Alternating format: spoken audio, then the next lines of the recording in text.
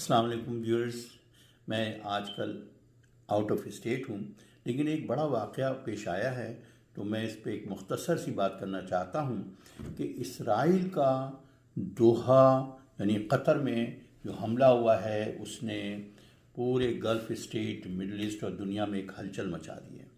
और इस वक्त ये कहना दुरुस्त होगा कि बक़ौल शायर, मुसलमान को मुसलमान कर दिया तूफ़ान मग़रिब ने। तो शायद कि अब गल्फ़ स्टेट और अरब स्टेट्स अब जाग जाएं, क्योंकि एक लगता ये है कि जिस तरह एक मिसाल है कि मोहल्ले के पागल कुत्ता जो है वो हर एक को काटने के लिए दौड़ रहा है।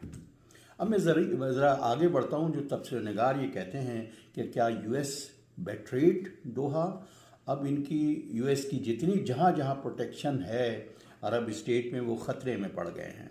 और क्या ये तजाहुल गाफिलाना है कि कुछ पता नहीं चला यूएस को। इसके बाद अगर हम देखते हैं, लेकिन अगर हम जाते हैं ज़रा तारीख़ की तरफ, इसराइल की तारीख़ जो है वो इस तरह के निगोशिएशन और इसको सबूताज करने का सिलसिला और उस सिलसिले में एसेसिनेशन की एक तारीख़ है, जिसमें सबसे पहले हम 1948 में फॉक बर्नाडाट, जो कि यूएन प्लान के तहत रेड क्रॉस की तरफ से गए थे, और एथनिक क्लिनजिंग जो हुई थी फ़लस्तीनियों की 1948 में, और कत्लेआम हुआ था उनका। 8 लाख लोग फ़लस्तीन से निकल गए थे। और तो उस पे उन्होंने जो प्लान बनाया था 17 सितंबर को वो सबमिट होना था, और 16 सितंबर को फॉक बर्नाडेट कत्ल कर दिए गए। उनकी टेररिस्ट ऑर्गेनाइजेशन ही असल उनकी स्टेट है। या दूसरा वाक़या हम कहते हैं ऑस्लो एकॉर्ड। ऑस्लो एकॉर्ड में प्राइम मिनिस्टर राबिन जो उनका ख़ुद था और यासिर अरफात के दरमियान ऑस्लो एकॉर्ड हुआ बिल क्लिंटन के टाइम पे, उसमें भी अपने प्राइम मिनिस्टर को एसेसिनेट कर दिया जबकि निगोशिएशन कंप्लीट होने वाली थी।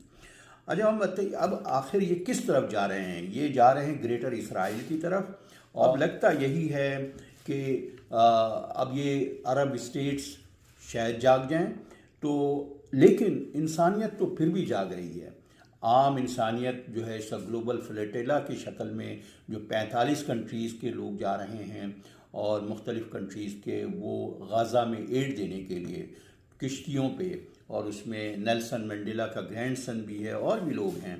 तो उम्मीद करते हैं कि ये रंग लाएगा गज़ा के शहीदों का खून, इंशाअल्लाह।